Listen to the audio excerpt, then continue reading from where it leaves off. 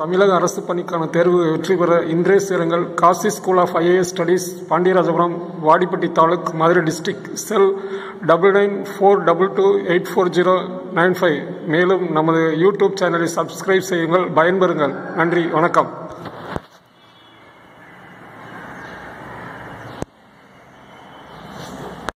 வணக்கம்.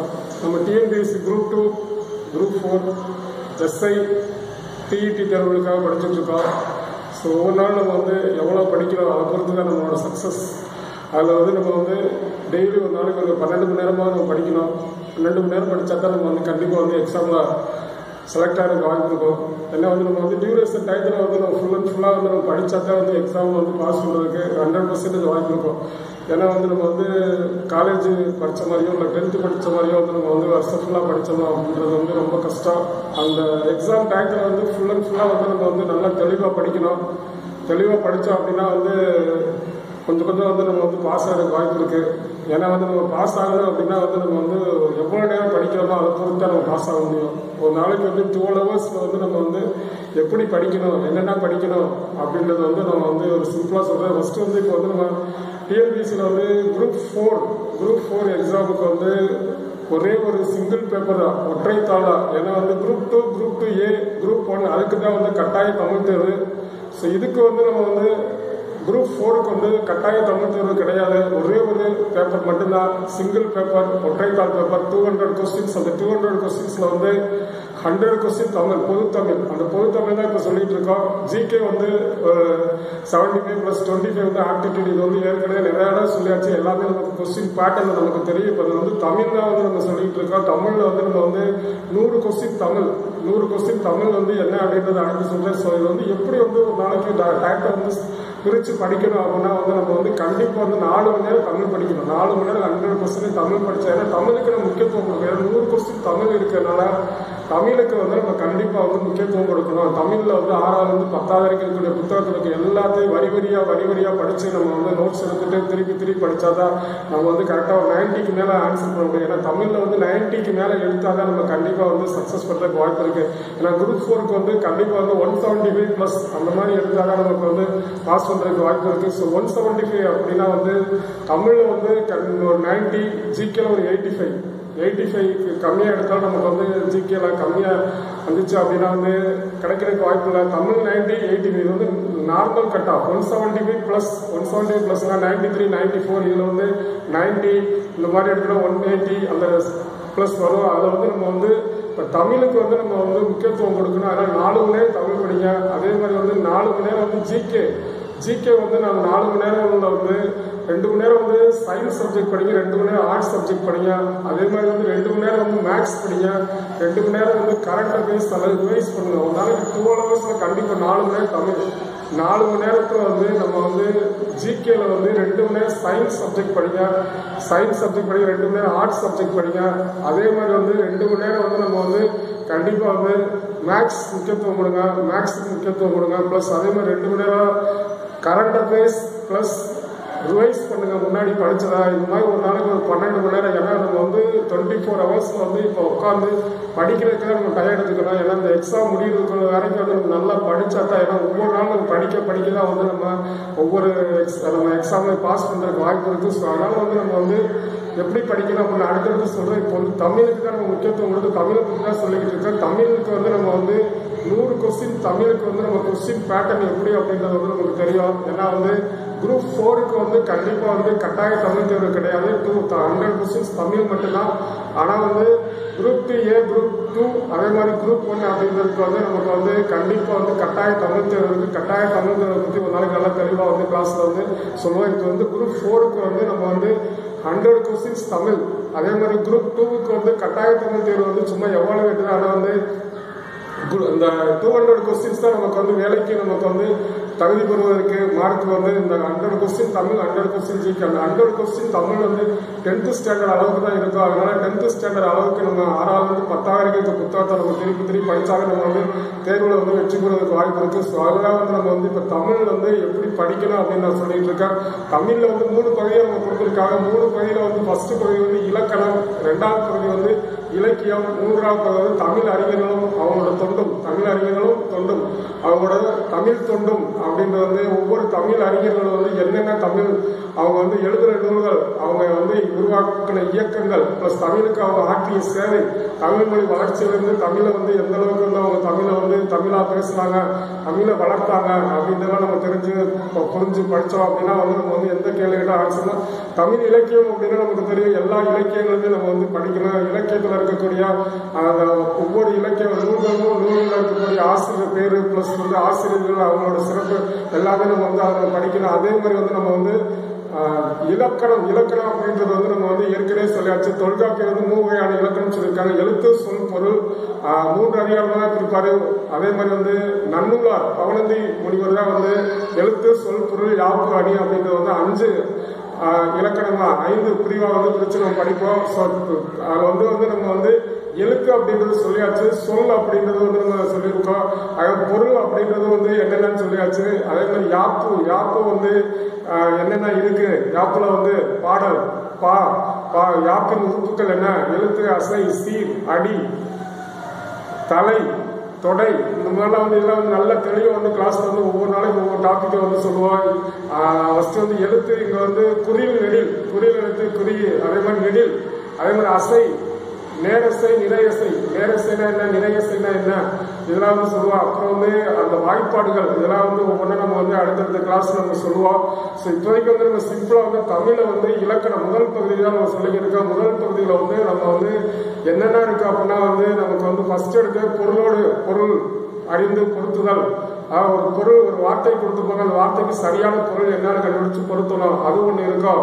பொருளை வந்து பொருளறிந்து பொருத்துக, அதாவது அறிஞ்சொல் பொருள் மாதிரி ஒரு வார்த்தைகளுக்கு வந்து கரெக்டான பொருளை வந்து நம்ம பொருத்தணும். அது பொருத்துக்க மாதிரி இருக்கு. அதே மாதிரி நூல்களும் ஆசிரியர்களும் அது பொருத்த சொல்லுவாங்க. நூல் எழுதுன ஆசிரியர் பேர் மாற்றி கொடுத்துருப்பாங்க. அதை நம்ம வந்து பொருத்தணும், கரெக்டா பொருத்தி எழுதணும். அதுல யாரு அப்படின்றது. அதே மாதிரி அடுத்து வந்து பிரித்து எழுதுக, அதே மாதிரி வந்து எதிர்ச்சொல் தருக. அப்புறம் வந்து மரபு பிழைகள் வந்து மரபு பிழை திருத்தி எழுதுகள்லாம் மரபு பிழைகள்.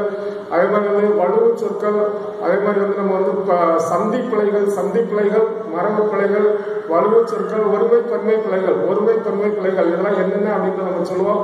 ஸோ இந்த மாதிரி பிழை திருத்தி எழுதுக அப்படின்றதெல்லாம் நமக்கு வந்து கண்டிப்பா வந்து ஒரு கொஸ்டின்ஸ் இருக்கும். அப்புறம் தான் அதுக்கடுத்து வந்து நம்ம வந்து வாக்கியங்கள் வந்து தனி வாக்கியம், தொடர் வாக்கியம், கலவை வாக்கியம், எது வந்து நம்ம படிப்போம். இதோட தொடர்ச்சியா செய்வினை வாக்கியம், செயற்பாட்டு வாக்கியம், செய்வினை, செயற்பாட்டினை, உடன்பாடு, எதிர்மறை, செய்தி வாக்கியம், உணர்ச்சி வாக்கியம், கட்டளை வாக்கியம், இதெல்லாம் எப்படி வந்து வரும், அதை எப்படி நம்ம மாற்றணும், அதெல்லாம் வந்து நம்ம வந்து அடுத்தடுத்து வாக்கியங்களை வந்து வாக்கிய அமைப்புகளை நம்ம படிப்போம். அப்புறம் வந்து பகுபத உறுப்பிலக்கணம், பகுப்பதம், பகாப்பலம். ஒரு சொல்ல வந்து பகுதி விகுதின்னு பிரிக்க முடிஞ்சா பகுப்பதம், பிரிக்க முன்னாடி பகாப்பலம். இதை வந்து இந்த பகுப்பத உறுப்பிலக்கணம் 6 அதை நம்ம சொல்லுவோம். அதே மாதிரி இலக்கண குறிப்புல எல்லாமே நம்ம சொல்லுவோம். இலக்கண குறிப்புன்னா என்ன அப்படின்றது வந்து நம்ம இலக்கணம் வந்து தமிழ பிழையின்றி எழுதுவதும் பேசுவதா வந்து இலக்கணம். அது இலக்கணத்துக்கு வந்து நமக்கு வந்து எப்படி எழுத்து இலக்கணம், சொல் இலக்கணம், பொருள் இலக்கணம், யாப்பு இலக்கணம், அணி இலக்கணம், அதுக்கு உண்டாக்கப்பட்ட நூல் எழுத்துக்கோ இந்த இலக்கணத்துக்கு என்னென்ன நூல்கள், தொல்காப்பியம் நம்ம வந்து நன்னூல் தவிர வேற என்னென்ன இலக்கண நூல்கள்லாம் இருக்கு, அதுல என்னென்ன இலக்கண நூல், அகப்பொருளுக்கு மட்டும் என்ன இருக்கு, அதே மாதிரி பொருள் இலக்கணத்துக்கு மட்டும் என்ன இருக்கு, அதுல அகப்பொருள் எழுத்துக்கு மட்டும் என்ன இருக்கு, பொருளுக்கு சொல்லுக்கு மட்டும் என்ன இருக்கு, சொல் இலக்கணம், இந்த இலக்கண ஆசிரியர்கள்லாம் யாரு அதெல்லாம் நம்ம வந்து தெளிவாக நம்ம சொல்லுவோம். அடுத்தடுத்த கிளாஸ்ல சொல்லுவோம். அதே மாதிரி பொருள் இலக்கணமும் நம்ம வந்து என்னென்ன அகப்பொருள் இலக்கண நூல், புறப்பொருள் இலக்கண நூல், அணி இலக்கண நூல், இந்த மாதிரி ஒவ்வொரு இலக்கண நூலையும் நம்ம வந்து அப்படி சொல்லி வந்து நம்ம வந்து அடுத்தடுத்த வந்து ஒவ்வொரு கிளாஸ்ல சொல்லுவோம். ஸோ அதனால வந்து தமிழுக்கு நம்ம முக்கியத்துவம் கொடுக்கணும். தமிழ் வந்து நம்ம வந்து ஃபர்ஸ்ட் வந்து இலக்கணத்துல வந்து நம்ம வந்து ரொம்ப சிம்பிளா இருக்கும். நம்ம பேசிக்காக வந்து நம்ம வந்து இருக்கிற நாலேஜை வச்சு அவங்க கேட்கிற கேள்விகளுக்கு ஆன்சர் பண்ணிடலாம். ஏன்னா அவங்க கொடுத்துருக்க பூராமே வந்து நம்ம வந்து கொஞ்சம் நம்ம வந்து தெரிஞ்ச நம்ம வழக்கில் இருக்கக்கூடிய நம்ம 6வது 10வது வரைக்கும் படிச்சதுல இருந்து நம்ம கேள்வி கேட்பாங்க. நமக்கு தமிழ் அறிவு இருந்தாலும் நமக்கு வந்து அதை கேட்கிற கேள்வி வச்சு நம்ம ஆன்சர் பண்ணணும். அதுக்கடுத்து இலக்கணத்தை பொறுத்தவரை நம்ம வந்து எப்படி தமிழ் அப்படின்றத வந்து நம்ம தெரிஞ்சுதான் நம்ம இதனுடைய மனப்பாடம் பண்றது அப்படின்றத வந்து அந்த இலக்கண நூல் அந்த மாதிரி ஆசிரியர் அதே மாதிரி அந்த பொறுத்துக அதே மாதிரி கொஞ்சம் இந்த இங்கிலீஷ்ல டிரான்ஸ்லேஷன் இருக்கும். ஒரு வார்த்தை டிரான்ஸ்லேஷன் அப்படின்னா வந்து கலை சொற்கள் அப்படின்னு சொல்லிட்டு நேரான தமிழ் சொற்கள், அதாவது ஆங்கிலத்துக்கு இணையான தமிழ் சொற்கள் என்ன, ஒரு ஆங்கில வார்த்தை கொடுத்துருப்பாங்க, அது தமிழ் சொற்கள் என்ன அப்படின்றத வந்து நம்ம வந்து கரெக்டாக எழுதுறோம். அதே மாதிரி வந்து பிறமொழி சொற்களை நீக்கி எழுதுக. பிறமொழி சொற்கள் இப்போ தமிழ் சொற்கள் இல்லாமல் பிறமொழி சொற்கள் என்னென்ன இருக்கு அப்படின்றத வந்து நம்ம வந்து நீக்கி எழுதுவோம். பிறமொழி சொற்கள் சரியான தமிழ் சொல் எழுதுவோம். இதெல்லாம் வந்து நம்ம வந்து கொஸ்டின்ஸ்ல வந்து ஓரளவுக்கு கொஞ்சம் படிக்க வேண்டியிருக்கும். மற்றது வந்து கொஞ்சம் சிம்பிளா அந்த கொஸ்டின்ஸ் பார்த்து நம்ம ஆன்சர் பண்ற அளவுக்கு இருக்கும். ஸோ அடுத்தடுத்த கிளாஸ்ல வந்து நம்ம தமிழை வந்து நம்ம வந்து எப்படி படிக்கணும் அப்படின்னு நான் சொல்றேன். ஏன்னா வந்து தமிழுக்கு நம்ம முக்கியத்துவம் கொடுத்தாதான் நம்ம வந்து கண்டிப்பா வந்து தமிழுக்கு முக்கியத்துவம் கொடுத்தாதான் நம்ம வந்து இது பண்ண முடியும். ஸோ அதனால வந்து நம்ம வந்து அடுத்தடுத்த கிளாஸ்ல வந்து நம்ம வந்து என்னென்ன அப்படின்றது வந்து நம்ம வந்து கொஞ்சம் கொஞ்சமா சொல்லுவோம். ஏன்னா நம்ம வந்து இப்போதைக்கு வந்து ஜென்ரலா தான் சொல்லிக்கிட்டு இருக்கோம். ஆனால் கிளாஸஸ் ஆரம்பிக்கல. கிளாஸஸ் வந்து நம்ம வந்து என்னென்ன படிக்கணும், என்னென்ன பேட்டர்ன் அப்படின்றது வந்து ஒரு எளிமையா நம்ம என்னென்னலாம் தெரிஞ்சுக்கணும், என்னென்னலாம் படிக்கணும் அப்படின்றத நான் சொல்லிட்டு இருக்கோம். அடுத்து ஃபர்ஸ்ட் ஸ்டேஜ் வந்து சொல்லி முடிச்சுட்டு ஒரு ஜென்ரலா பேசிட்டு அந்த பாடத்துல இருந்து என்ன படிக்க போறோம்னு பேசிட்டு அடுத்து நம்ம தொகுத்து வச்சிருக்க கேள்விகள்லாம் வாசிட்டு கேள்விகள் பூரா முக்கியமான கேள்விகளா வந்து ப்ரீவியஸ் இயர் கொஸ்டின் பேப்பர்ல முதல் கேட்ட கேள்விகளை பூரா தொகுத்து ஆன்சரா ரெடி பண்ணி வச்சிருக்கோம். அதையும் படிச்சுட்டு அப்புறம் வந்து நம்ம வந்து புக்குக்குள்ள வருவோம். ஏன்னா அதுக்கெல்லாம் நீங்க வந்து என்ன பண்றீங்க அப்படின்னா டைம் இருக்கும்போது 6வது 10வது வரைக்கும் இருக்க தமிழ் புத்தகத்தை எடுத்து கொஞ்சம் கொஞ்சம் படிங்க. ஏன்னா வந்து கொஞ்சம் படிக்கிறதுக்கு தான் எப்படி படிக்கணும், எதெல்லாம் நமக்கு முக்கியம் அப்படின்றது வந்து சிலபஸ் வச்சு படிக்கணும். சிலபஸ் வந்து கண்டிப்பா வந்து வெப்சைட்ல கொடுத்துருக்க வந்து நோட்ல எழுதுங்க. அது நோட்ல எழுதி ஒவ்வொரு தலைப்புக்கு தேவையான செய்தியை வந்து நம்ம வந்து சேகரிக்கணும். ஃபர்ஸ்ட் அந்த சேகரிச்சுட்டு நோட்ல வந்து எல்லாத்துக்கும் தேவையான செய்திகளை சேகரிச்ச முன்னாடி உட்காந்து படிக்கணும். படிக்கிறது ரிவைஸ் பண்ணிக்கிட்டே இருக்கணும். இதுதான் வந்து எக்ஸாம் பட்டன்ல சக்சஸ் பண்றதுக்கான வழிகள். தேர்வில் வெற்றி பண்ணா முதல் சிலபஸ் சிலபஸ் கரெக்டா நோட்ல எழுதிக்கணும். எழுதிட்டு அந்த ஒவ்வொரு டாபிக் வந்து நம்ம என்னென்ன செய்திகள் இருக்கு, என்னென்ன விளக்கங்கள் இருக்கு, எந்தெந்த புக்ல அது இருக்கு அப்படின்னு தெரிஞ்சு நோட்ல முக்கியமான மட்டும், ஏன்னா எல்லாமே நோட்ல எழுதி வச்சு படிக்க முடியாது. நிறைய பக்கம் இருந்துச்சுன்னா அதுல ஷார்ட்டா வந்து அதை பத்தி என்ன சிம்பிளா தெரிஞ்சுக்க முடியும். சிம்பிளா சொல்ல முக்கியமானதா இருக்கணும், சிம்பிளாவும் இருக்கணும். அந்த மாதிரி வந்து நோட்ஸ் எடுத்து படிச்சுக்கோங்க. அப்படி எடுத்துட்டீங்க அப்படின்னா வந்து ஃபர்ஸ்ட் எடுத்து முடிச்சிருங்க. முடிச்சுட்டு அடுத்து எடுத்துக்கும் போதே வந்து உங்களுக்கு வந்து ஒரு பாதி படிச்சிடலாம். அப்படியே எடுத்து திருப்பி படிங்க. அப்புறம் மொத்தமா ஒவ்வொரு டாபிக் எடுத்துட்டு அப்புறம் உட்காந்து எடுத்த பூரா படிச்சு திருப்பி ரிவைஸ் பண்ணணும்னா நம்ம எக்ஸாம்ல வந்து கண்டிப்பா வந்து செலக்ட் ஆகலாம். ஏன்னா எத்தனை லட்சம் பேர் எழுதுறாங்கன்றது அப்ளை பண்றாங்கன்னு முக்கியம் கிடையாது. நம்ம வந்து கண்டிப்பா ஸ்டேட் ஃபர்ஸ்ட் எடுக்கணும். நம்மளால முடியும். நம்ம வந்து கண்டிப்பா வந்து எனக்கு வந்து நம்பிக்கை இருக்கு, எனக்கு வந்து கண்டிப்பா படிக்கிறதுக்கு என்னால் முடியும், எனக்கு திறமை இருக்கிறது அப்படின்ற ஒரு சவாலை எடுத்து முயற்சி பண்ணுங்க. ஏன்னா வந்து எல்லாமே வந்து ஒரு 10th குவாலிஃபிகேஷன் உள்ள சிலபஸ் தான். அவருக்கு வந்து நமக்கு வந்து அந்த காலத்துல 10th படிக்கும் போது புரியாம இருந்திருக்கலாம். ஆனா இப்போ வந்து அது புரிதல் திறன் கண்டிப்பா இருக்கும். அது வந்து எது படிச்சா புரியக்கூடிய ஆற்றல் இருக்கு. அதனால நல்லா படிச்சு புரிஞ்சு தெளிவா புரிஞ்சு அது திருப்பி ஞாபகப்படுத்திட்டோம்னா கண்டிப்பா எக்ஸாம்ல வந்து எந்த கன்ஃபியூஸ் இல்லாம நம்ம ஆன்சர் பண்ணிடலாம். அதெல்லாம் வந்து முதல் பகுதி நமக்கு வந்து 3 பகுதியா கொடுத்திருக்காங்க தமிழ்ல. அது முதல் பகுதி வந்து இலக்கணம். இலக்கணத்துலதான் வந்து நம்ம வந்து மொத்தம் வந்து ஒரு 20 தலைப்புகள் கொடுத்துருக்காங்க. அந்த 20 தலைப்புகள் தான் வந்து பொருளோடு பொருள் பொருத்துதல் அப்படின்னு சொல்லிட்டு அதுல வந்து ஒரு சொல் கொடுத்திருப்பாங்க. அதுக்கு சரியான பொருள் என்னன்னு பொருத்தணும். அப்புறம் நூல் ஆசிரியர் அது வந்து மாத்தி கொடுத்திருப்பாங்க. அதை கரெக்டா பொருத்தணும். அப்புறம் வந்து தொடரால் அறியப்படும் செய்தி, தொடரால் அறியப்படும் சான்றோர், அந்த தொடரால் குறிக்கப்படும் நூல், இந்த தொடர் மூலம் தொடரோடு தொடர்பறிதல், தொடரின் தொடர்பறிதல் அப்படின்ற ஒரு இதுல இருக்கும். அதுல வந்து அந்த தொடர் வந்து எந்த நூல்கள் மேற்கோள்களா இருக்கா, மேற்கோள்கள் இடம்பெறுதல். ஏன்னா நிறைய மேற்கோள்கள் நம்ம வந்து இருக்கு. அந்த மேற்கோள்கள் பூரா வந்து ஒரு 50 to 100 மேற்கோள்கள் இருக்கும். அது பூரா எந்த நூல்ல இடம்பெற்றிருக்கு, பிளஸ் அந்த மேற்கோள்கள் வந்து யாரு சொன்னது, யாரும் ஊரே யாரும் கேளு, ஒன்றே குலம் ஒருவனே தேவன், தீரும் நன்றும் பிறந்தர வாரா, இந்த மாதிரி வந்து ஒரு சில முக்கியமானது நம்ம அந்த காலத்துல வந்து நம்ம வந்து விட்டு சென்ற சுவடுகள், அது நமக்கு பயனுள்ள சுவடுகள், அதை பின்பற்றக்கூடிய சிவல்கள், ஔவையாரோட எல்லாமே வந்து அறம் செய்ய விரும்பு ஆத்தி சுடி இதெல்லாம் வந்து அவங்களோட சொன்னது. அதுக்கடுத்து என்னென்ன நம்ம அந்த காலத்துல வந்து சொல்லியிருக்காங்க. திருவள்ளுவர் முக்கியமானவங்க பூரா, பாரதியார், நம்ம ஃபுல்லா இளங்கோவடிகள், சிலப்பதிகாரத்துல என்னென்ன மேற்கோள்கள் இருக்கு, கம்பராமாயணத்துல என்னென்ன மேற்கோள் இருக்கு, 8 தொகை நூல், அகநானூறு, புறநானூறு, அதுல என்னென்ன 10 பாட்டுல முக்கியமான மேற்கோள் நம்ம தொகுத்து அதை பூரா படிச்சோம்னா வந்து அந்த தொடரால் அறியப்படும் நூல், அந்த நூலுக்கு வந்து என்னென்ன சிறப்பு பெயர்கள் இருக்கு. புதுமக்கள் காப்பியம், குடிமக்கள் காப்பியம், ஒற்றுமை காப்பியம், நாடக காப்பியம், முத்தமிழ் காப்பியம் என்று அழைக்கப்படுவது என்ன? சிலப்பதிகாரம். கம்பராமாயணத்துக்கு கம்பரிட்ட பேர் ராமவதாரம், ராமகாதை. அது சீவக சிந்தாமணி, மனநூல் என்று அழைக்கப்படுவது சீவக சிந்தாமணி. நெடுந்தொகை என்று அழைக்கப்படுவது அகநானூறு. ஒவ்வொரு நூலுக்கு சிறப்பு பெயர்கள், ஒவ்வொரு நூலோட அதோட சிறப்பான தொடர்கள், அதெல்லாம் வந்து நம்ம வந்து 2வது இதுல வந்து நம்ம அப்புறம் வந்து நம்ம வந்து பிரித்தெழுதுக, நம்ம வந்து எதிர்ச்சொல் தருக, உவமையை பொருளோடு பொருத்துக, உவமையால் அறியும் கருத்து என்ன அல்லது உவமையால் அறியப்படும் செய்தி யாது.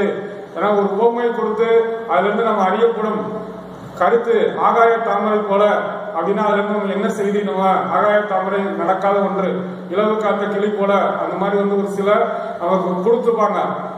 வாழையடி வாழையாக அதெல்லாம் வந்து என்ன நமக்கு பொருள் மீனிங் நம்ம எடுத்துக்கணும் அப்படின்றத வச்சு நம்ம வந்து உவமையோடு பொருளை பொறுத்துதல், அது உவமைக்கு அந்த பொருள் என்ன அப்படின்றத நம்ம படிப்போம். ஏன்னா இலக்கணம் வந்து நம்ம வந்து ரொம்ப எளிமையா இருக்கு. இலக்கணத்துல வந்து நம்ம வந்து ஃபுல் அண்ட் ஃபுல்லா வந்து அகப்பொருள் புறப்பொருள், அகப்பொருள் புறப்பொருள் வந்து பொருள் இலக்கணம். ஆனா அதுக்கு முன்னாடி வந்து சொல் இலக்கணம், எழுத்து இலக்கணம். எழுத்து நம்ம வந்து ஃபுல்லா நேற்றே சொல்லியாச்சு.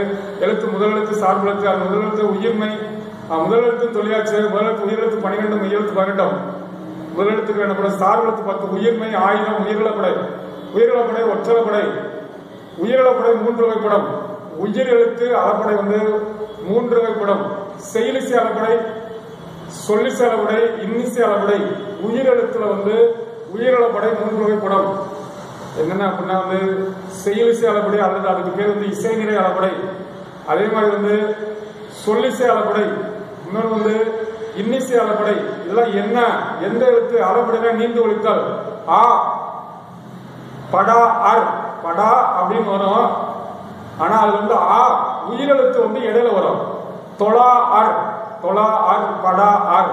அந்த ஒரு வார்த்தையில இடையில வந்து உயிரெழுத்து வரும். அப்படி அந்த உயிரெழுத்து அளவெடுத்து வர்றது, அது ஆ அளவெடுத்து வர்றது செயலிசை அளப்படை அல்லது இசைநிலை அளப்படை. அது ஈ அளவெடுத்து வர்றது தளி ஈய, தளி வரும். அதோட ஈ உயிரெழுத்துல ஈ வந்து இடையில வரும் ஒரு சொல்லோட. ஏன்னா வந்து இடையில மொழி முதல் சொற்கள் வந்து இந்த உயிரெழுத்து 12 முதல் எழுத்துக்கள். அப்படின்னா ஒரு வார்த்தைக்கு முதல்ல தான் வரும். ஆனா இது இடையில அளவெடுத்து வரனால இது அளப்படை. ஈ வந்தா சொல்லிசை அளப்படை. ஈ வந்து அளவெடுத்து வந்தா உரணசை, தளிய, இந்த மாதிரி ஒரு வார்த்தையில வந்து உயிரெழுத்து ஈ வந்து அளவெடுத்து வந்தா அது சொல்லிசை அளப்படை. இப்ப ஊ அளவெடுத்து வந்தா இன்னிசை அளப்படை. ஆ இ ஊ இந்த 3மே அளவெடுத்து வரும். ஆக செயலிசை ஆ அளவெடுத்து வந்தா செயலிசை அளப்படை அல்லது இசைநிலை அளப்படை. ஈ அளவெடுத்து வந்தா சொல்லிசை அளப்படை. ஊ தூவும், தூவும் தூ போட்டு ஊ நம்ம உயிரெழுத்துல இருக்கிறது ஊ வரும். தூவும் அப்படின்னா இன்னிசை அளப்படை. இந்த அளப்படை இதெல்லாம் வந்து கொஞ்சம் பேசிக்கா. ஏன்னா இலக்கணத்துல வந்து இந்த அளப்படைகளும் கொஞ்சம் முக்கியம். அதே மாதிரிதான் வந்து நம்ம வந்து பகுப்பத உறுப்பு இலக்கணம். ஏன்னா நம்ம வந்து ஃபர்ஸ்ட் வந்து எழுத்து எத்தனைப்படும், சொல்லி எத்தனைப்படும், பொருள் எத்தனைப்படும், யாப்பு, யாப்பின் உறுப்புகள், யாப்பின் உறுப்புகள் மொத்தம் எத்தனை, அந்த யாப்புலாம் வந்து நல்லா தெளிவா சொல்லுவோம். யாப்புல வந்து யாப்புனா பாடல், வெண்பா, வெண்பாவின் பொது இலக்கணம், வெண்பா வந்து எத்தனை அடியில இருந்து எத்தனை அடி வரைக்கும் வரும், வெண்பாவின் ஓசை என்ன, அதே மாதிரி வெண்பா அப்படின்னா வந்து எத்தனை சீர்ல முடிய கடைசி அடி வந்து, அதே மாதிரி எழுத்து அங்க வந்து என்ன சொல்றாங்கன்னா யாப்புல வந்து எழுத்து அசை, எழுத்து குரில் நெடில், அசை, நேரசை, நிறையசை, அதாவது ஓரசை சீர், ஈரசை சீர், மூவசை சீர், நான்கசை சீர்னு சொல்லுவாங்க.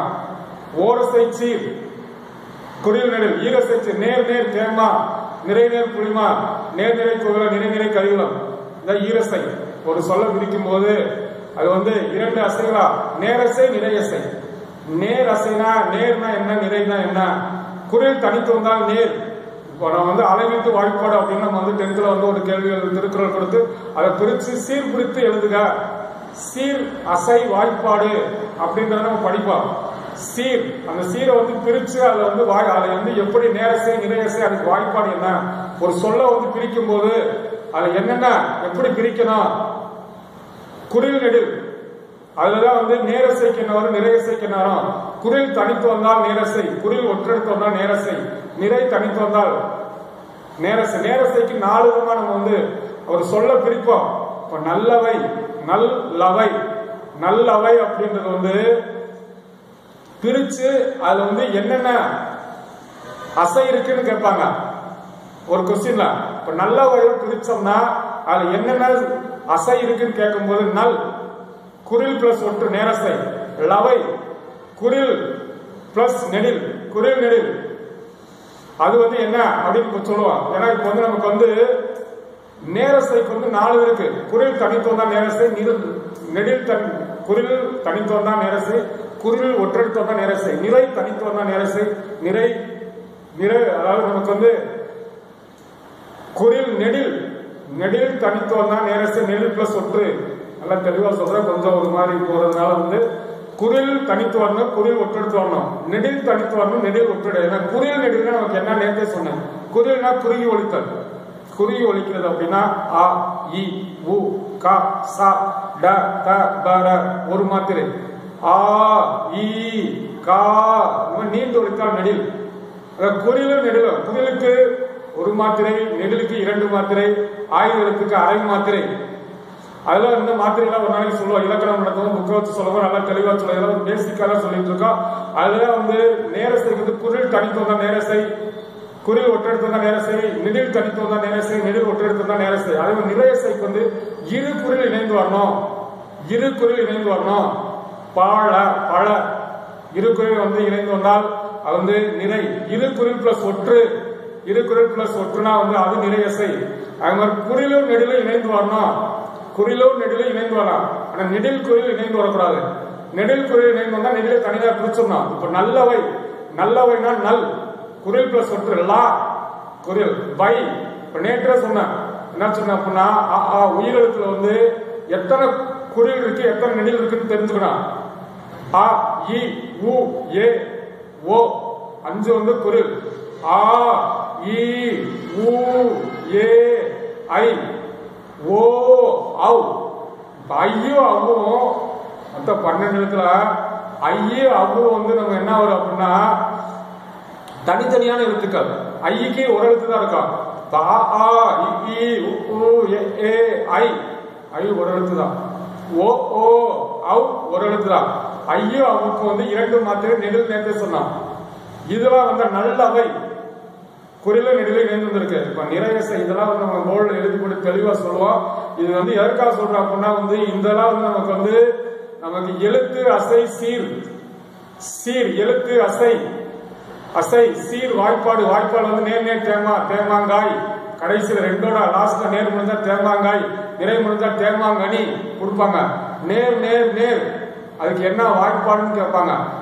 நேர் நேர் தேமா, அந்தோட நேர் வந்தா தேமாங்காய், நேர் நேர் தேமா, நிறை நேர் புளிமா, நேர் நிறை குதிரை, நிறை நிறை கருவம். இதான் பேசிக். இதை வச்சு லாஸ்ட் 3வது சீர் கூட நேர்ல முடிஞ்சா காய், நிறையில முடிஞ்சா கனி, 4வது நேர் முடிஞ்சா அது என்ன எடுத்து சொல்லுவோம். ஏன்னா அதான் டிகிரிஸ்டர்ல கண்டிப்பா இருக்கு. 4 சீர் வரும், 4 வரும். ஒரு சொல்லுல வந்து நம்ம வந்து 3 திருக்குறள்ல 3 தான் வரும், 4 நம்ம இது வரைக்கும் பார்த்ததே கிடையாது. திருக்குறளை வந்து நம்ம வந்து பிரிக்கும் போது மூவசை சீர்கள் தான் இருக்கும்.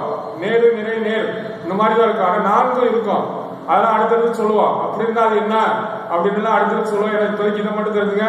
அதே மாதிரி வந்து அடி எத்தனை வகைப்படும், அடி 4 வகைப்படும். குரலடி, சிந்தடி, அளவடி, நெடிலடி. இதெல்லாம் வந்து என்ன அப்படின்றது அடிகள், அடிகளை பற்றி சொல்லுவோம். அதுக்கடுத்து தொடை எத்தனை வகைப்படும், தொடை 8 வகைப்படும். எதுகை தொடை, மோனை தொடை. எதுகை மோனையில இருந்து கண்டிப்பா ஒரு கொஸ்டின்ஸ் இருக்கும். எதுகை மோனை, எதுகையில என்னென்ன எதுகை இருக்கு, சீர் எதுகை, அடி எதுகை, மேற்கு எதுவாய் எதுகை, கீழ்கெதுவாய் எதுவாய், அதே மாதிரி இணை எதுகை, பொழிப்பு எதுகை. இதெல்லாம் வந்து அந்த நம்ம சொல்லுவோம் தெளிவா. ஆனா ஃபர்ஸ்ட் வந்து இந்த எதுகை மோனை அதை வச்சுதான் எல்லாமே. எதுகை மோனை, எதுகைனா அடி எதுகை, சீர் எதுகை. இது மட்டும் நீங்க ஃபர்ஸ்ட் தெரிஞ்சுட்டா போதும். அதாவது முதல் அதாவது வரி இருக்கு, அந்த வரியில வந்து முதல் வரி ரெண்டாவது வரி நம்ம பார்க்கிறோம். முதல் வரியோட முதல் வார்த்தை ரெண்டாவது வரியோட முதல் வார்த்தை பார்க்கிறோம். அடியில ஒரு முதல் சீரில் முதல் எழுத்து ஒத்து வந்தால் அதுக்கு பேரு மோனை. முதல் எழுத்து மோனை ஆகுது. முதல் அடியையும் ரெண்டாவது அடியையும் பார்க்கிறோம். அப்படி பார்த்துட்டு முதல் எழுத்து ஒத்து வந்தா மோனை, இரண்டாவது எழுத்து ஒத்து வந்தா எதுகை, இரண்டாவது எழுத்து ஒத்து வந்தா இதே வந்து இது அடி எதுகை. இப்ப சீர் எதுகை அப்படின்னா ஒரே அடியில அப்படியே சீரு, ஒரே அடியில 4 சீர்கள் இருக்கும். அந்த 4 சீர்கள்ல வந்து முதல் வார்த்தை பூரா ஒரே எழுத்தா இருந்தா அது சீரெதுகை. அடியதுகை சீரெதுகை. சீர்னா வந்து ஒரே அடியில உள்ள வார்த்தைகளோட முதல் எழுத்து இருந்தா என்ன, இரண்டாவது எழுத்து இருந்தா முதல் எழுத்து ஒத்து வந்தால் மோனை, இரண்டாவது எழுத்து ஒத்து வந்தால் எதுகை. இதை வச்சுதான் எதுகை மோனை இயைபு தொடை வந்து 8 வகைப்படும். எதுகை தொடை, மோனை தொடை, இயைபு தொடை. அதெல்லாம் என்னென்ன அப்படின்னு அடுத்தடுத்து சொல்லுவோம். ஏன்னா வந்து நம்ம வந்து ஃபர்ஸ்ட் ஒரு பேசிக்கா தான் சொல்லிக்கிட்டு இருக்கோம். இதெல்லாம் என்னென்ன இருக்குன்னு நம்ம சொல்றோம். இன்னும் வந்து நம்ம வந்து தெளிவா சொல்லுவோம். இந்த இயைபு சந்தம் இதெல்லாம் வந்து என்ன அப்படின்றதெல்லாம் இலக்கணத்துல தான் நம்ம படிப்போம். இலக்கணத்துல வந்து நம்ம கொஞ்சம் நம்ம என்னென்ன படிக்கணும் அப்படின்னா இந்த படிப்போம். இதுக்கு அடுத்துதான் நம்ம வந்து என்ன படிக்கிறோம் அப்படின்னா பகுப்பத உறுப்பிலக்கணம். ஒரு சொல்ல வந்து பகுதி விகுதின்னு பிரிக்க முடிஞ்சா அது பகுப்பதம், பகுதி விகுதின்னு பிரிக்க முன்னாடி அது பகாப்பதம். ஒரு சொல் அப்படின்னாலே அது நான் சொல் அப்படின்றது வந்து நேற்று வந்து சொன்னா பெயர்ச்சொல், வினைச்சொல், இடைச்சொல். ஆனா இங்க வந்து சொல் வந்து மொழி அப்படின்ற ஒரு வார்த்தையில மொழி 3 வகைப்படும். தனிமொழி, தொடர்மொழி, பொதுமொழி. தனிமொழி, தொடர்மொழி, பொதுமொழி அப்படின்னு நம்ம சொல்ல வந்து மொழின்ற வார்த்தையா பயன்படுத்துறாங்க. தனியா ஒரு எழுத்து தனித்து நின்றோ, ஒரு எழுத்து தனிமொழி அப்படின்னா ஒரு எழுத்தோ 2க்கு மேற்பட்ட எழுத்துக்கள் சேர்ந்தோ பொருள் தருவது தனிமொழி. தொடர்மொழினா ஓகே, தனிமொழி ஃபர்ஸ்ட் வந்து தனிமொழி, தொடர்மொழி, பொதுமொழி. தொடர்மொழினா 2 சொற்களோ 2க்கு மேற்பட்ட சொற்களோ தொடர்ந்து வந்து பொருள்வது தொடர்மொழி. தனிமொழினா ஒரே ஒரு சொல்லுதான் இருக்கும், ஒரு எழுத்தோ அல்லது ஒரு சொல்லோ பொருள் தருவது தனிமொழி. தொடர்மொழி அப்படின்னா 2 சொற்களோ 2க்கு மேற்பட்ட சொற்களோ சேர்ந்து பொருள் தருவது தொடர்மொழி. பொதுமொழி அப்படின்னா தனித்து நின்று ஒரு பொருளையும் அது பிரித்து நின்று வேறொரு பொருளையும் தருவது தொடர்மொழி. பலகை தனித்து நின்று பலகைன்னு ஒரு பொருளையும் பிரித்தோம்னா பல பிளஸ் கை, பல கைகளையும் குறித்து ஒரு பொருள் தருது. ஆக தனிமொழிக்கும் தொடர்மொழிக்கும் பொதுவாக தனித்து நின்று ஒரு பொருளையும் தொடர்ந்து பிரிந்து நின்று வேறொரு பொருளையும் தந்து தனிமொழிக்கும் தொடர்மொழிக்கும் பொதுவாக தொடர்மொழி. அதெல்லாம் பலகை, வைகை. வைகை தனித்து நின்று வைகை ஆலயம். வை பிளஸ் கை என பிரிந்து நின்று கையை வை என்ற பொருளையும் கொடுக்கிறது. 8 தனித்திருந்து 8 என்ற எண்ணையும் எல் பிளஸ் 2 என பிரிந்து எல்லை உண்ணி என்ற பொருளையும் தருகிறது. இந்த மாதிரி வந்து தாமரை தனித்திருந்து தாமரை மலரையும், தா பிளஸ் மறை என பிரிந்து தாவு என்ற மான், அந்தமான் தனித்திருந்து அந்தமான் என்ற ஊரையும், அந்த பிளஸ் மான் என பிரிந்துனா அந்த மானையும் குறிக்கும். இந்த மாதிரி வந்து தனிமொழி, தொடர்மொழி, பொதுமொழி. இது வந்து நம்ம வந்து சொல் அப்படின்றத வந்து நம்ம சொல்றோம். அண்ணா வந்து நம்ம வந்து கொஞ்சமா சொல்லுவோம் புத்தகத்துல இருக்கிறது. இப்ப வந்து நம்ம வந்து ஒரு பேசிக்கா நம்ம என்னென்ன தெரிஞ்சுக்கணும். இப்ப பகுப்பத உறுப்பிலக்கணம்னா 6 பகுப்பத உறுப்பிலக்கணம்னா ஃபர்ஸ்ட் வந்து பகுதி. ஒரு சொல்ல வந்து பகுதி விகுதின்னு பிரிக்க முடிஞ்சுன்னா அது பகுதி விகுதி சொல். பகுதி விகுதி இடையிலே சந்தி சாரியை விகாரம். பகுப்பத உறுப்பிலக்கணம் மொத்தம் 6. இந்த 6 நம்ம தெரிஞ்சுக்கணும். பகுதி ஒரு சொல்லோட முதல் ஒரு சொல். இப்போ வந்தான், சென்றான், படித்தான். இப்ப படித்தான் முதல் வந்து அதுக்கு பகுதி வந்து வேறு சொல்லாதான் இருக்கும், வெறுப்பா இருக்கும், கட்டளை சொல்லாதான் இருக்கும். படித்தான் படி, நடித்தான் நடி, ஓடினான் ஓடு, சென்றான் செல். இதான் வேறு சொற்கள். ஒரு வார்த்தையோட வேறு சொற்கள்னா அந்த வினைதான் வேறு சொற்கள். அதுல என்ன செயல்? வந்தான் வா, போனான் போ. இதான் வந்து நம்ம வந்து வேறு சொற்கள். இப்படிதான் நம்ம வந்து அந்த முதல் வந்து பிரிக்கக்கூடியது பகுதி என்பதுதான் வேறு சொல். அது வந்து கட்டளை சொல்லதான் வரும். வந்து படித்தான் படி, அடுத்து இத்த பிரிக்கணும், அடுத்து இத்து, அடுத்து ஆண், அப்படி பிரிக்கும் போது முதல் வந்து பகுதி, கடைசி வந்து விகுதி. இப்போ வாழ்க அப்படின்னா 2ஆவது விதியும் வாழ் பிளஸ் க. வாழ்னா பகுதி, காண காவல முடிஞ்சா வியங்கோல் நிமிற்று விகுதி. இலக்கண குறிப்புல வந்து கேட்பாங்க. இலக்கண குறிப்புல கடைசி எழுத்து காவல முடிஞ்சா வியங்கோல் நிமிற்று. வாழ்க, வெல்க, வீழ்க, வருக, ஒளிக, கேட்பாங்க. வாழ்க இலக்கணம் கொடுத்துருங்க இயங்க வேண்டும் என்று. இயங்க வேண்டும் வந்து கா இயன்னு முடியணும். இப்போ பகுபொருள் உறுப்பிலக்கணத்துல வந்து நம்ம என்ன சொல்றோம் அப்படின்னா, ஒரு சொல்லு ரெண்டா பிரியுது. வாழ் பிளஸ் க, வாழ்க, வாழ் பகுதி கா இயங்க வேண்டும், அவ்வளவுதான். பகுபொருள் உறுப்பிலக்கணம் இவ்வளவுதான். பகுபொருள் ரெண்டு சொல்லா பிரிச்சா, இதை 3 சொல்லா பிரிக்கும். 3 சொல்லா பிரிஞ்சா என்ன வரும்னா பகுதி இடைநிலை விகுதி வரும். பகுதி இடைநிலை விகுதி. இடைநிலை 3 இடைநிலை இருக்கு. பகுதி ஒண்ணுதான், இடைநிலை 3 இடைநிலை இருக்கு. என்னென்ன இடைநிலை இருக்குன்னா, இறந்த கால இடைநிலை முடிஞ்சு போச்சு. வந்தான், சென்றான், போனான். இத்து இட்டு இரு இன்னு. இத்துனா வந்தான், இட்டு கண்டான், இரு சென்றான். இருக்கு வந்து சொல்லுவான் இத்து இட்டு இரு இன்னு. அதாவது இன்னுனா போனான், முடிஞ்சு வச்சு, சென்றான். இந்த மாதிரி வந்து இறந்த கால இடைநிலை. அது மாதிரி எதிர்கால இடைநிலை 2 தான். எதிர்காலத்துல வந்து நம்ம சொல்லக்கூடிய சொற்கள் என்ன இருக்குன்னா, காண்பான், இப்பு, கான் கூட்டல் காண்பான். எப்படி தெரியும்? கான் கூட்டல் இப்பு கூட்டல் காண்பான். வருவான், செல்வான், செல்வான், செல் கூட்டல் இவ்வு பிளஸ் ஆன். அந்த எதிர்கால நிலை இப்பு இவ்வு. இறந்தால இடைநிலை என்னன்னு தெரியும், நிகழ்கால இடைநிலை என்னன்னு தெரியும், எதிர்கால இடைநிலை என்னன்னு. இறந்தால இத்து இட்டு இருன்னு. எதிர்கால நிலை இப்பு இவ்வு. நிகழ்கால என்ன கிரு கின்று ஆனின்று அப்படின்ற. வருகிறான், வருகின்றான். ஓகே, இதெல்லாம் வந்து நம்ம வந்து நிகழ்கால இடைநிலை. 3ஆவது இருந்தா பகுதி இடைநிலை விகுதி. 4ஆவது இருந்தா பகுதி இடைநிலை சந்திதே வரும். பகுதிக்கு அடுத்து சந்தி, சந்திக்கு அடுத்து விகாரம் பிராக்கெட்ல இருக்க பூரா. அதே மாதிரி இடைநிலை சாரியை வந்து அன் அப்படின்னு வந்தா சாரி, வந்தனன், சென்றனன், நடந்தனன். அதே மாதிரி ஈ வந்தா சாரியை. இதெல்லாம் இறுதி போட்டு சொல்லிக்கிறோம். பகுப்பொருள் உறுப்பிலக்கணம். இந்த பகுப்பொருள் உறுப்பிலக்கணம் நமக்கு வந்து ரொம்ப ரொம்ப முக்கியமா தேவைப்படும். அப்படின்னா இலக்கணத்துல வந்து நான் ஒரு சிம்பிளா சொல்லியிருக்கேன். நம்ம எதுதான் நமக்கு வந்து உள்ள இன்டெப்தா படிக்க வேண்டியது. ஏன்னா அவங்க கேட்கறத பேசிக்கா கேட்கக்கூடியது வந்து வாக்கியங்கள், தனி வாக்கியம். அதாவது தனி வாக்கியம் எத்தனை படம். வாக்கியம் வந்து நம்ம வந்து இங்கிலீஷ்ல வந்து 4 சொல்லுவோம். சிம்பிள், காம்ப்ளெக்ஸ், அதாவது நமக்கு வந்து நம்ம வந்து அசர்டிவ் செய்தி வாக்கியம். அடுத்து வந்து இன்ட்ராகேட்டிவ் வினா வாக்கியம், இம்பேரேட்டிவ் கட்டளை வாக்கியம், எக்ஸ்கிளமேட்டரி உணர்ச்சி வாக்கியம். அது இங்க வந்து என்ன ஆகுதுன்னா தனி வாக்கியம், தொடர் வாக்கியம், கலவை வாக்கியம். தனி வாக்கியம் ஒரு சொல் எழுவாய். இப்ப வந்து ஒண்ணு தனி வாக்கியம்னா எப்படி வரும், தொடர் வாக்கியம்னா எப்படி வரும், கலவை வாக்கியம்னா எப்படி வரும். இதுல வந்து வாக்கியத்தின் அமைப்புல வந்து கேட்பாங்க, இது என்னென்ன வாக்கியம் அப்படின்னு கேட்பாங்க. வாக்கியத்தின் வகையறிதல் அப்படின்னு சொல்லி வாக்கியத்துல வந்து. ஆனா இன்னும் வந்து நம்ம வந்து இதுல வந்து செய்வினை, செயற்பாட்டு வினை, செய்வினை அதுக்கு படிச்சுட்டு நம்ம வந்து இந்த தன் வினை, பிறவினை அதையும் நம்ம படிப்போம். தனி வாக்கியம், தொடர் வாக்கியம், கலவை வாக்கியம் அதையும் படிக்கணும்.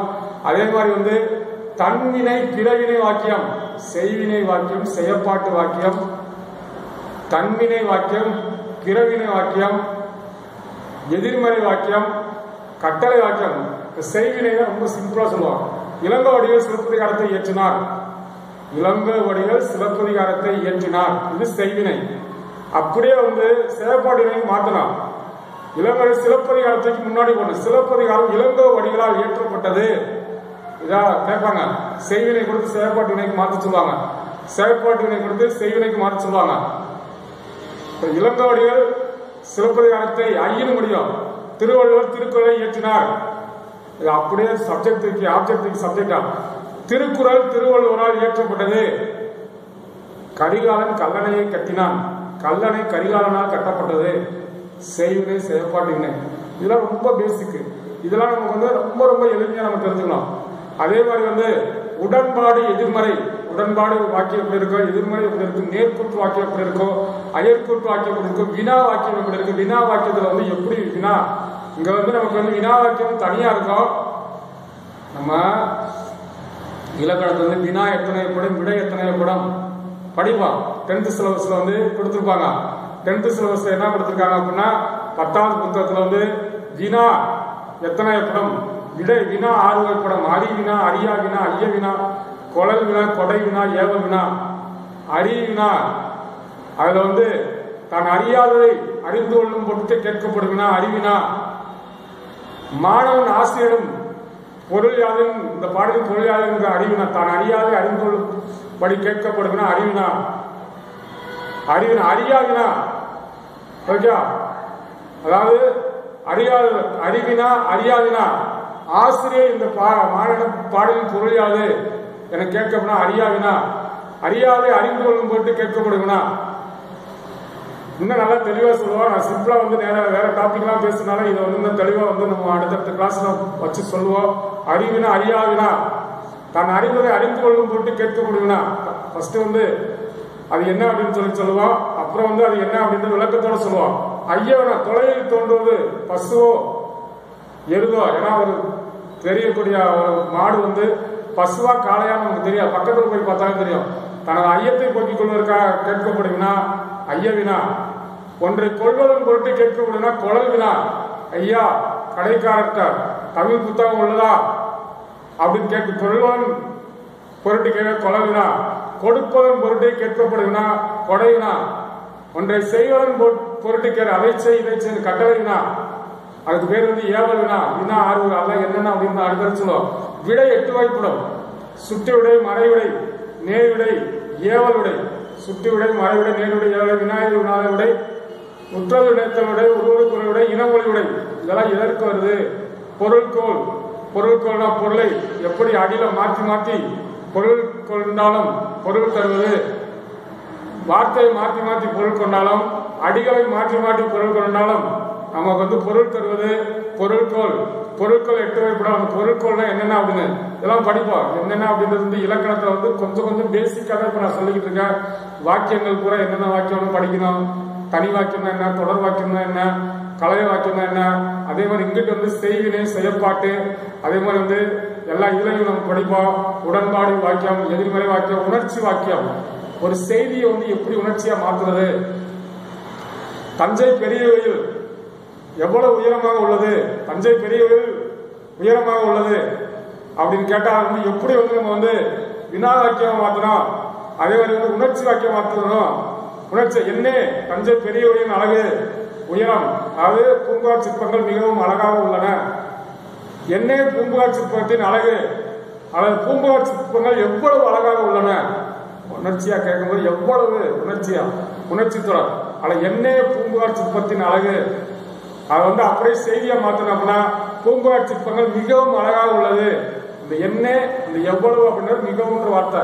இதெல்லாம் நல்லா போர்டில் எழுதி போட்டு ஒவ்வொரு வாக்கியத்தை மாற்றி எழுதுறது நம்ம கேட்பாங்க. ஏன்னா வந்து நம்ம வந்து ஃபுல் அண்ட் ஃபுல்லா வந்து வலுவு சொற்கள், மரபு பிழை, இந்த பிழைகள் அடுத்து வந்து நம்ம அடுத்த தலைப்புல வந்து நம்ம வந்து என்னென்ன தெரிஞ்சுக்கணும் அப்படின்னா இந்த ஆங்கிலத்துல இருந்து இங்கிலீஷ்ல டிரான்ஸ்லேட் கலை சொற்கள் இப்ப 10th கொடுத்துருக்காங்க. 9th 10th புக்ல வந்து ஆங்கிலத்துக்கு இணையான தமிழ் சொல்லை தேர்ந்து அதே பிறமொழி சொற்களை நீக்கி எழுதுக. பிறமொழி சொற்களை நம்ம பயன்படுத்துறோம். தமிழ் சொற்கு பதிலாக வேற பிறமொழி சொற்களை நம்ம பயன்படுத்துறோம். அந்த பிறமொழி சொற்களை நம்ம நீக்கி எழுதணும். அது இருக்கும். வலுவு சொல் நீக்கி எழுதணும். அதே மாதிரி ஒன்மை பன்மை பிழை நீக்கி எழுதணும். அதே மாதிரி இதெல்லாம் வந்து நமக்கு வந்து ரொம்ப எளிமையான கொஸ்டினை பார்த்தாவே நமக்கு வந்து புரியக்கூடிய ஆற்றல் வந்துடும். இலக்கண குறிப்பு, இலக்கண குறிப்புல நம்ம வந்து ரொம்ப ரொம்ப சிம்பிளா வந்து பண்பு தொகை, உவமை தொகை, வினை தொகை, ஈர்கட்ட எவ்வளவு பெறச்சம், இயங்கோல் நிமித்து, உண்மை தொகை, எண்ணுமை, அடுக்குத்தொடர், இரட்டை கிளை, தொழிற்பெயர், இதெல்லாம் வந்து வேற்றுமை, வேற்றுமை தொகை, முதலாம் வேற்றுமை, இரண்டாம் வேற்றுமை, வேற்றுமை 8 வகைப்படும்.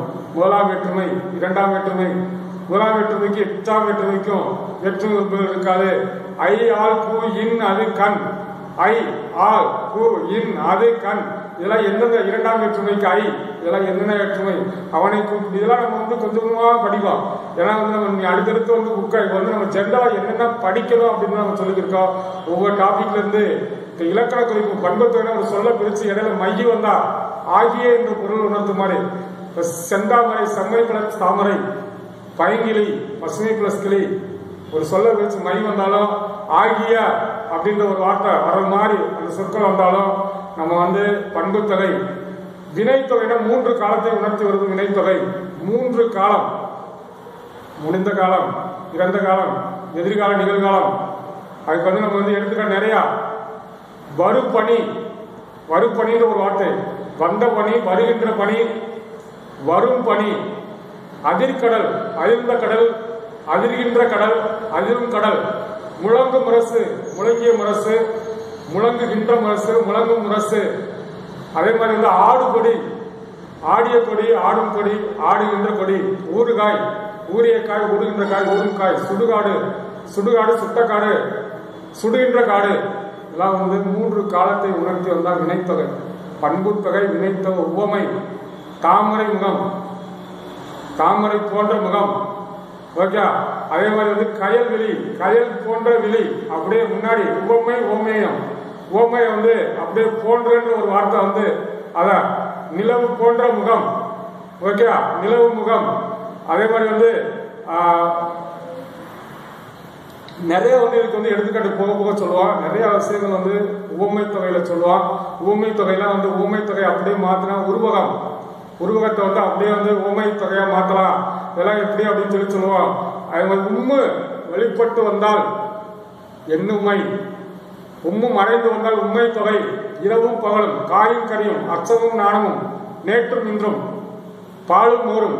உம்மு வெளிப்பட்டு வந்தால் எண்ணுமை, உம்மு மறைந்து வந்தால் உண்மை தொகை. காய்கறி, காயும் கரியும் வரணும்.